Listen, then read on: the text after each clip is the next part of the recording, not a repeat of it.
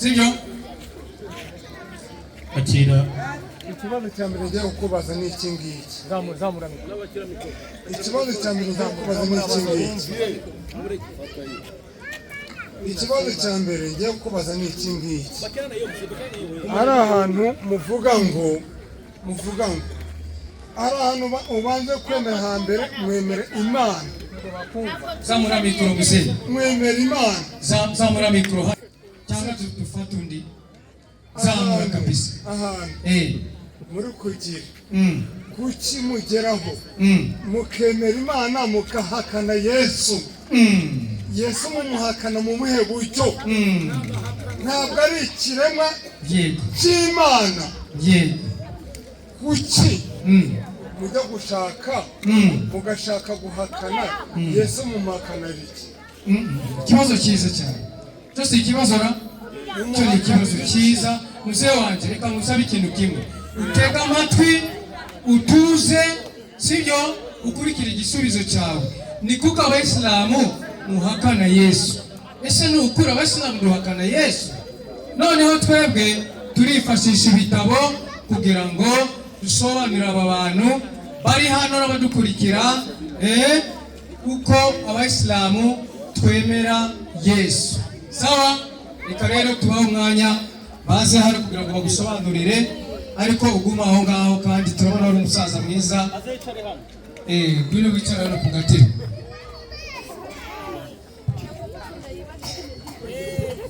Mzee, icara hariya witonde. Aya, Stefano icara hariya. Stefano tumuhaye ikaze, amaze kubaza ikibazo cyumvikanye. Kwanza acha tushukuru ndugu yetu. Reka dushime uvandimwe. Ametoka hapa kutufundisha Mungu mmoja. Kuyaga kutwigisha Imana imwe ikwiye gusengwa. Na ni kweli. N'ukuri.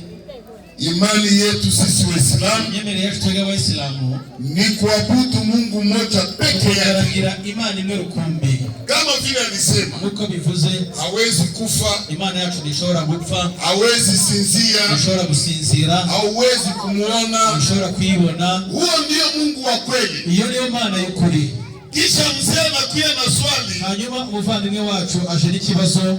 Anasema kwa nini nyinyi Waislamu? Araje kuvuga ati kuki mwebwe Waislamu mnasema mnaabudu Mungu mmoja, ko mwemera Imana kandi musenga Imana imwe rukumbi, lakini mkifika kwa Yesu, ko mugeze kwa Yesu mwene Maria mnamuhakana. Ngo muramuhakana.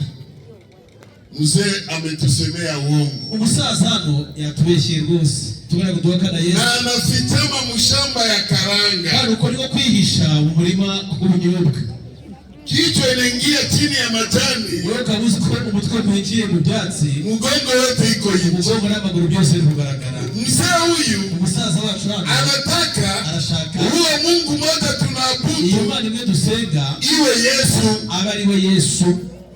Sio mzee. Nagaro ko bimeze mzee wacu. Huyu Yesu. Na Yesu mwene Maria. Tunamkubali 100%. Turamwemera 100%. Hakuna dini inamkubali Yesu. Nani dini ryemera Yesu kuko ari kushinda Uislamu. Kureza cyangwa kurusha Uislamu. Sikia Qur'ani vile inamsema. Qur'ani ubwayo uburyo itangiye kuvuga mwene Maria. 75. Qur'ani igitabo cya 5 aya 145. Yesu kurikira neza. Mesia. Iwe Yesu. Yesu mwene Maria. Yego. Nta kindi yaricyo uretse kuba intumwa y'Imana. Bas. Muse.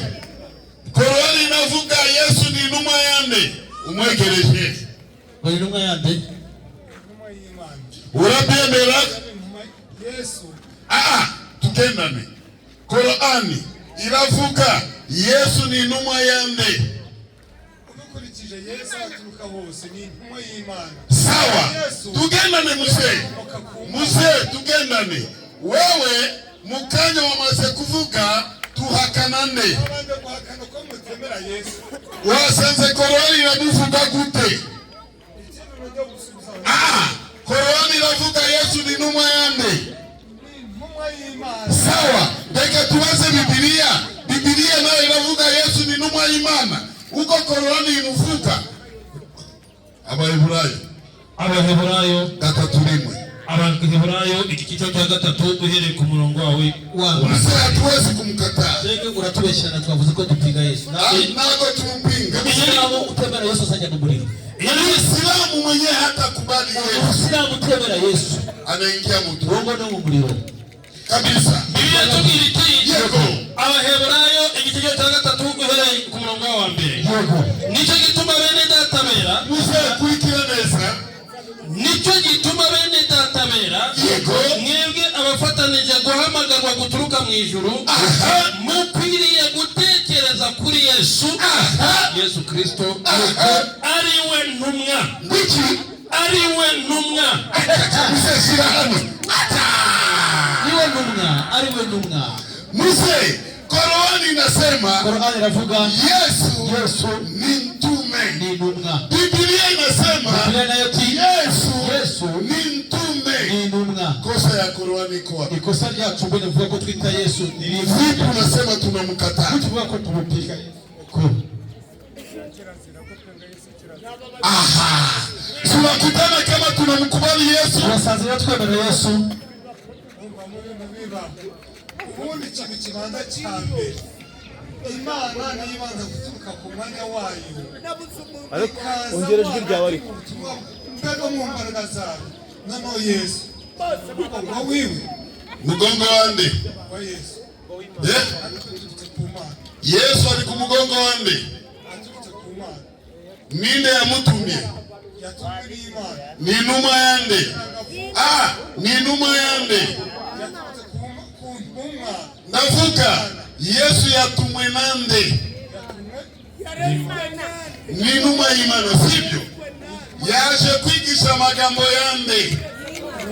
Sasa nato turabyemera.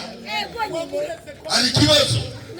ikibazo nakirangije kuva mwemeye numvise ko mwemeye Yesu mwemera Yego. avuga yuko ari umugongo w'Imana Ntabwo ari mugongo w'Imana. Muse. Ntukatubeshere. Twebwe turavuga ko Yesu yatumwe nande. Ni numa yande. Ntabwo ari Yesu ari ku mugongo. Unyereke mzee, hano nta mikino na fanta turi kugurisha hano. Unyereke inyandiko Yesu ari ku mugongo w'Imana. Nyereke inyandiko. Inyanduka ya mbere Yesu ni wo mugabo nanone Wewe uri umugore. Wewe uri umugore. Wewe uri umugore. nta mugore n'umubyara Yesu Wewe umurusha Yesu imyaka. Aravuze ngo nonaga abishatse yawe umugore akabyara Yesu. Ubutinganyi sasa. Wallahi mambo yafuataje hii.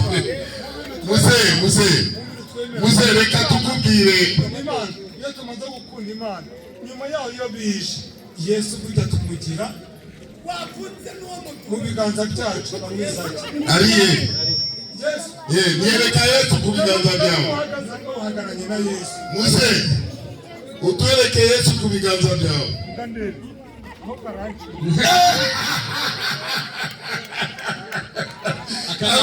Anaonyesha mlinzi wa karawa.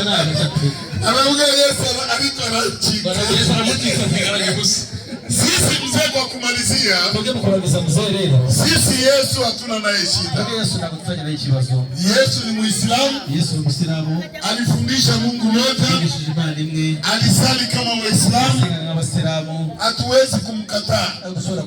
Na alifaa kama Waislamu. Wewe tukikuuliza tutakutana ni wewe hamfuate Yesu. Tuzasanga utakurikira Yesu. Wewe hamfuate Yesu. Wewe unakurikira Yesu. Lakini tunakuweka kidogo. Ariko turakubitse gato. Acha tusubiri tutakia kukuuliza. Ukanya gato tuza kubaza. Mimi ndio kibazo. Umuntu atafuata kulifanta. Na tambukazi. Ase na kibazo kabisa. Ngwino musore, ngwino tambuka. Ngwino na kibazo. Nagari wewe, si wewe. Nagari wewe uongo. Nagari wewe. Sababu kama wewe mwenye gikoma cyinshi. Vipi? Yango igikoma cyinshi gisembuye. Igikoma? Unasema byaye. Wegere. Wangalie. Witande. Uranga Seferi. Usengerahe? Sema Seferi. Twituri abaki. Abasiramu zicyo bisobanura. Bisobanura kwicisha bugufi munsi y'amategeko y'Imana. Wowe uri ADPR. ADPR bisobanura iki? ADPR ntaho bitandukanye n'abasiramu kuko nabyo no kwicisha bugufi n'Imana ukabasha kubana. Byanditswe mu rurimi rwa Bibiliya yaranaga. Utere ku nyandiko. Inyandiko. Matayo Soma Matayo ADPR. Matayo 5:25. Matayo igice cya 5:25. Turashaka ADPR bisobanura kwicisha ubugufi. ADPR. Haranditse ngo ati mwikiranure vuba. Mwikiranure vuba kurengana. Nukuri izina inzira iri kugera ku birenge byawe. Umucamanza n'umucamanza ataguha umusirikare akakujyana akagukira mu nzu y'imbohe. Hariya ADPR ni mucamanza. ADPR ni mucamanza. Aravuze ngo umucamanza uri umutima w'umuntu. Reka tubaze Bibiliya muvandimwe.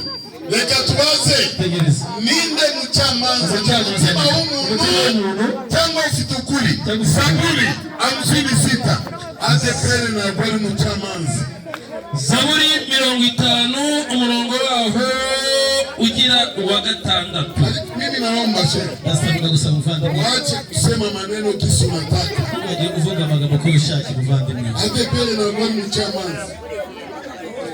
Soma. Inyandiko tubwira iti Tena unadanganya unasema ADPR ni mutima w'umuntu. Mucamanza ni mutima w'umuntu. Sio hivyo. Soma. Inyandiko tubwira muri Zaburi 50 yari ku murongo wa 6. Yego. Ijuru rizavuga. Yego. Gukiranuka kwayo. Yego. Kuko Imana ubwayo. Yego. Ariyo mucamanza. Acha. Ibindi nukubeshya. Ibindi ni ibinyoma. Sawa. Umuhe abaze kibazo. Ikibazo cyanye nuko mu njyana aho nashaka kandi mfite aho ushaka. Baza kibazo. Ngaho aho ushaka. 5:25 wasemereza witonze. Sawa. Iravuga ADPR 5 umurongo ngo baho 5:25. 5:25 Matayo. niho narindi cyagiye 25. Yego. Izanye jimbo Ariko ntuzongere kuvuga umutima w'umuntu niyo mucamanza. Oya, Bibiliya iravuga. mu 5:25 Bibiliya iravuga ati Yego. wikiranure vuba. Aha. Nukurega. Yego. Nukuri mu nzira ikugera kugushyikiriza umucamanza. Aha. Akagucira urubanza. Yego. Akaguha umusirikare. Yego. Akakujyana mu nzu y'imbohe. Aha. Gusa ari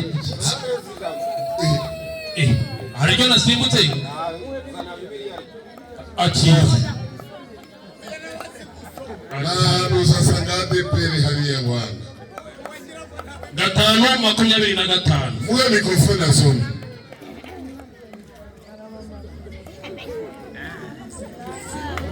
Nimero 25 kaho. Yego. Wikiranure vuba. Yego. Ukurega atagushyikiriza umucamanza. Umucamanza akaguha umusirikare. Yego. Umusirikare akagushyira mu nzu y'imbohe. Avuga ukuri ntuzigera uva mu nzu y'imbohe utishyuye n'ikuta na rimwe. Noneho tuvuye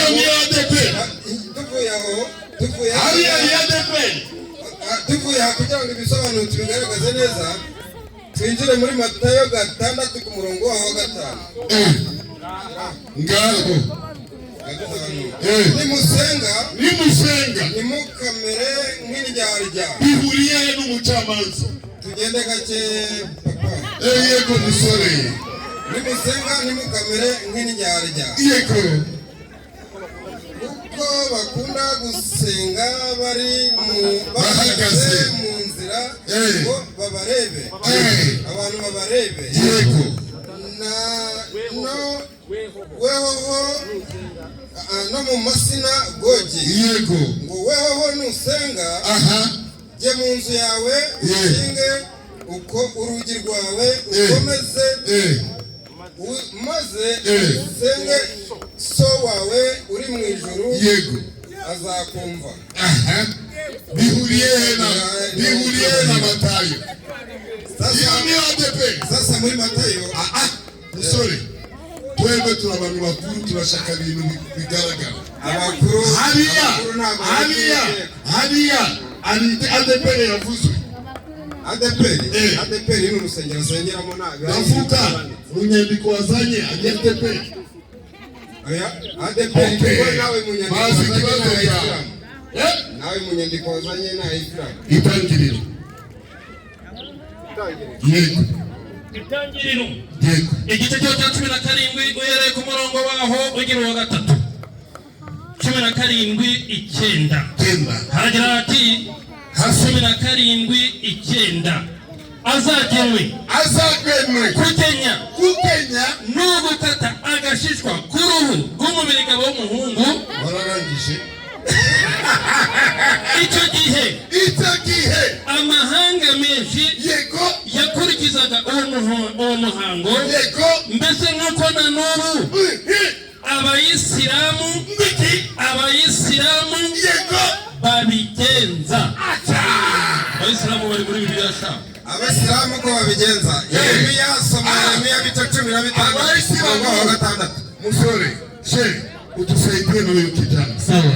Sisi hatuko hapa kwa mchezo. Ntabwo twajana kukina. Ntabwo turi kuganira, turi gushaka kumva gakiza. Tunasema hivi. Turavuga tuti Uislamu inatakikana kwa kitabu gani? Uislamu bavuze muri iki gitabo ijambo abayisilamu babivuze mu gitabo. Funga kule mikrofoni. Biblia. Yego. Wewe ADPR utwele kidogo cha twende ADPR muri Bibiliya. Basi. ADPR ni uburyo bwo kwemera ko umuntu kandi wese azagira icyo yemera no muri Korani uzabisangamo. ADPR unasema uongo. Unabesha. Maana yake hivi. Kwanza ADPR ni katika maneno mafupi uburyo buhinnye. Kwa urefu uburyo burebure. Maana yake sobanura association ihuriro. Des églises. Des églises. Siku nabisobanura. Pentecôtiste. Ni ihuriro ry'abapentekote Au Rwanda. Mu Rwanda. Ndio maana ya ADPR. Ndio sobanura ADPR. Na Pentekote ihuriro ryabo rihuriye ADPR n'ahandi iba uretse mu Rwanda. Hakuna Uganda nta ADPR ibayo. Muri Kongo nta ADPR ibayo. Hano hirya i Burundi nta ADPR ibayo. Yibera hano mu Rwanda. Kusa n'ahandi. Lakini Uislamu. Ariko Uislamu nchi yote duniani. Isi nzima. Utaenda. Arose bagenda. Utakutana Uislamu. Abasilamu zawasanga. Kabisa. ADPR inaishia Rwanda. Umwana no kuno Bibiliya itubura inzira ku murimo.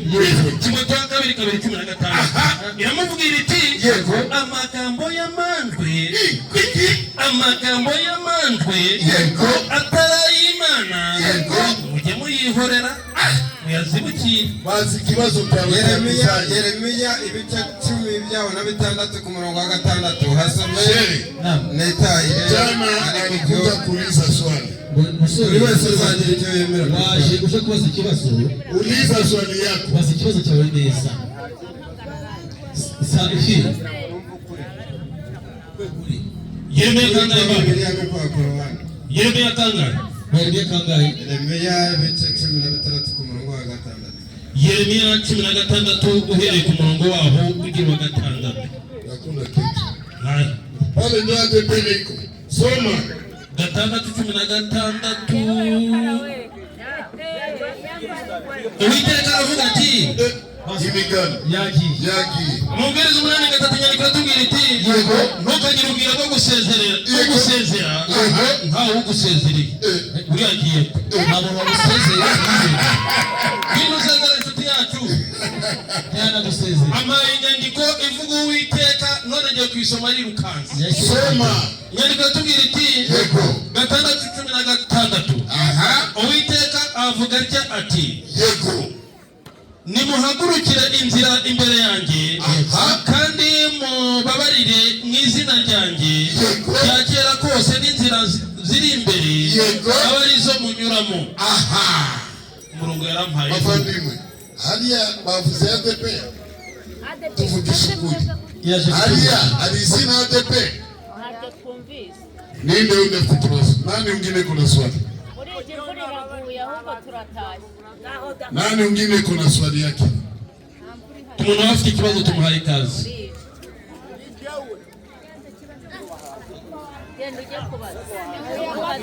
Bose tambuka. Nichenda ba.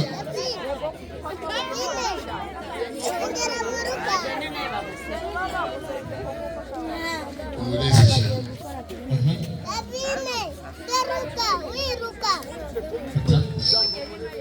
Yitwande mujye. Shira kuri mikro neza.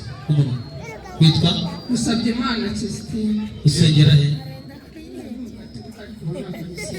Abise kwese waraguye se? Gasana kwebo. Ikibazo cyawe? Kibazo cyawe?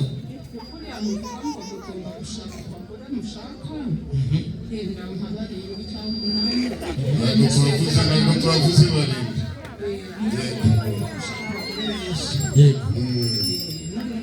Barenze umwe.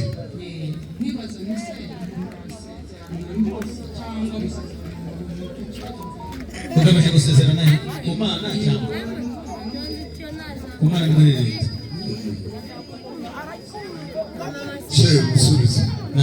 Vako bene na mushiki wacu urabona umukero ko gushaka umugore urenze umwe muri Islam ntabwo ari itegeko, sibyo? Nurushya Imana duhaye uburenganzira ko washaka umugore urenze umwe. Iyo uritegereje iki gihugu abagore n'abagabo ni bande benshi? N'abagore. Urugero niba dufate ko hariho n'abagabo urugero nk'igihumbi, abagore abagabo igihumbi, abagore ari 3,000. Abagabo igihumbi bajya gushaka abagore, bazashaka abagore bangahe?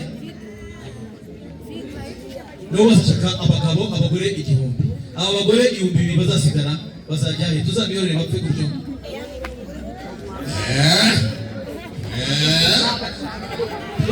Musubize neza.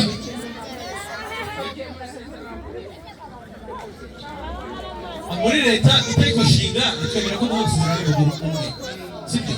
Ako twebwe abasiramu iyo dushatse umugore urenze umwe tugafasha n'abandi bapfakazi ntabwo leta idufunga. Nta n'ikibazo gihari.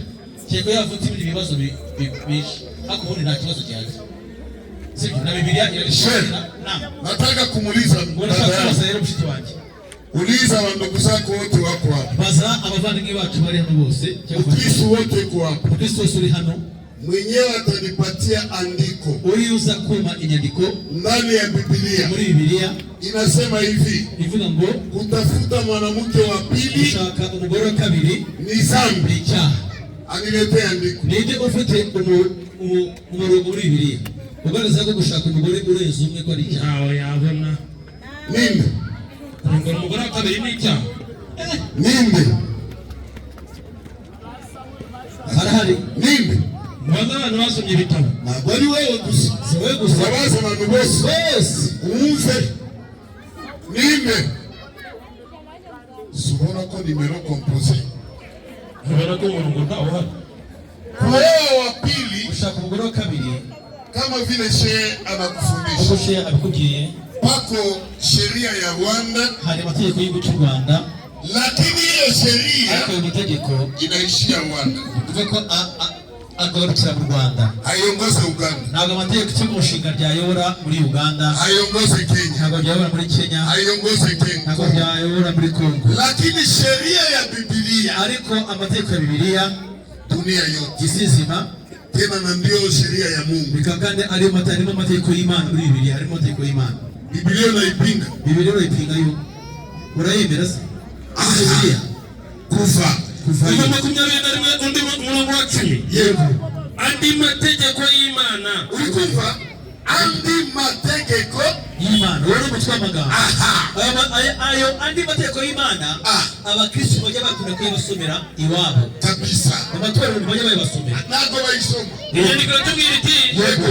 niba yishakiye undi mugore ntacyo azagerura ku byahago wa mbere, ari ibiryo, Yego. ari imyambaro, Yego. ari n'ibihe byo kuryamana. ibihe byo kuryama babyumvise mama byumvikanye we vuga cyane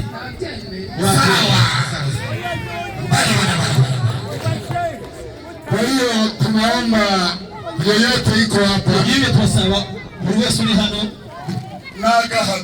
n'agahato karimo, hakuna kukukazi. nta gushyiramo ingufu.